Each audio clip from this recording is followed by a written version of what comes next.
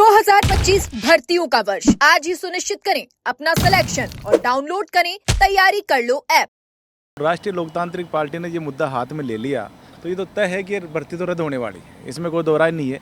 और जब युवाओं को उखाड़ राजस्थान सरकार को हमें ताकत दिखानी पड़ेगी। तो हमने 25 तारीख को देखा होगा कि जिस प्रकार से पूरे प्रदेश के युवाओं में जिस प्रकार का जोश था, सरकार जो नाराज़गी थी और लाखों युवा एक आवाज़ पे आ गए। तो जब भी हमें ज़रूरत पड़ेगी युवाओं की तो एक आह्वान के ऊपर लाखों लोग यहाँ वापस आ जाएंगे। हम तो ये चाह रहे हैं कि राजस्थान में लाइन ऑर्डर बना रहे। और जो बीजेपी की सरकार आपने देखा होगा पहले पिछली बार जो 3 कानून लेके आई और उनके पूरे मंत्रिमंडल के पूरे मंत्री ये कह रहे थे कि साहब बहुत बढ़िया कानून है, बहुत बढ़िया कानून है।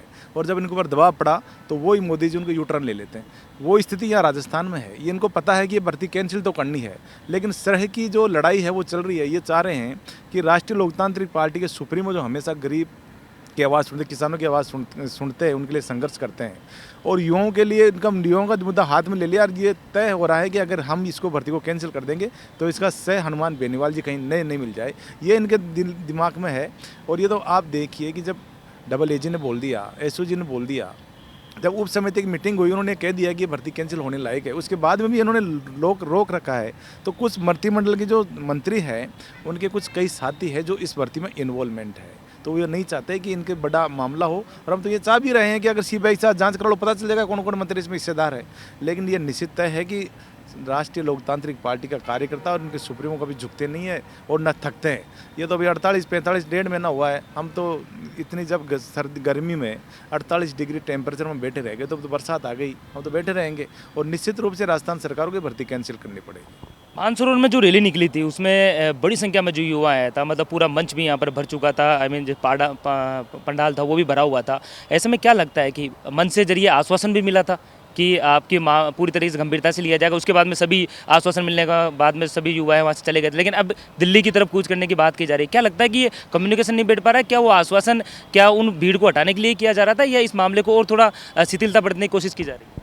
नहीं, हमारा मकसद ये है कि कोई भी आंदोलन राष्ट्रीय लोकतांत्रिक पार्टी की, जैसे ये तो 2 लाख युवा आए थे, 8-8, 10-10 लाख लोगों की यूनियन, अब हमने यहाँ महारैलियाँ करी है। तो राष्ट्रीय लोकतांत्रिक पार्टी ये चाहती है कि राजस्थान में लॉ एंड ऑर्डर कभी खराब नहीं हो। अनुशासन रूप से कोई भी आंदोलन चलता है और अनुशासित रूप से चलता है तो निश्चित रूप से सफलता मिलती है। और हम तो उसी दिन अगर राष्ट्रीय लोकतांत्रिक पार्टी के सुप्रीमो ये आह्वान कर देते कि हमें सचिवालय घेरना है या सीएम हाउस घेरना है तो पुनः लॉ एंड ऑर्डर पूरी सरकार रोड पे आ जाती है। लेकिन हम ऐसा नहीं चाहते। जब आप ये देखिए कमिश्नर आ गए और संभागीय आयुक्त साहब वहाँ आ गए, उन्होंने कहा कि सकारात्मक रूप से सरकार आपकी बात पहुँचाएंगे सरकार तक, और सरकार का ये मानस था। लेकिन ये देखो छुपके से 26 तारीख को जाके और 1.5 महीने की तारीख लेके आ गए। तो उनके मनसा में तो खोड़ तो है, लेकिन ये तय है कि राष्ट्रीय लोकतांत्रिक पार्टी कोई भी आंदोलन करती है और ये युवाओं का हित का आंदोलन है। और ये मानिए कि जब 100-150 लोग इसमें गिरफ्तार हो चुके हैं और कितने थानादार, ट्रेनी थानादार, जिसको आज ये कल एक उदाहरण आया कि अलवर का रहने वाला एक थानेदार है, उसको मुंडावर लिखना नहीं आता। तो आप ये कल्पना करिए कि वो थानेदार क्या जनता की भलाई कर लेगा। और थानेदार जो आदमी एक बार भर्ती होता है वो प्रमोट होकर एडिशनल एसपी तक एसपी बन जाते हैं कई बार स्थिति। अब ये देखिए कि जो आदमी हिंदी शुद्ध नहीं लिख सकता वो क्या जनता की सेवा करेगा। और जो लोग करोड़ों रुपये दे के आके पेपर लेके आ रहे हैं, भर्ती हो रहे हैं, तो वो जनता की सेवा तो करेंगे नहीं, अपने जेब के मामले में रहेंगे। तो ये तय करना है राजस्थान सरकार को, ये सोचना है। और कई लोग ये कहते हैं कि साहब उसमें कुछ लोग ऐसे हैं जो नौकरियां छोड़ के आए, तो भाई इसमें नौकरी वही तो लोग जो नौकरी छोड़ के आए, जो नौकरी करके पैसे कमा के वही तो पेपर खरीद के थानेदार बने कि उस डिपार्टमेंट में कम पैसा मिल रहा था, अब ज़्यादा पैसा मिलेगा इधर। तो उनके लिए सरकार को अलग से एक नीति बनाए। लेकिन ये हाई कोर्ट को भी ये करना है। हाई कोर्ट नहीं तो माननीय सुप्रीम कोर्ट के ऊपर पूरी जनता को विश्वास है और ये निश्चित रूप से भर्ती तो कैंसिल होनी है।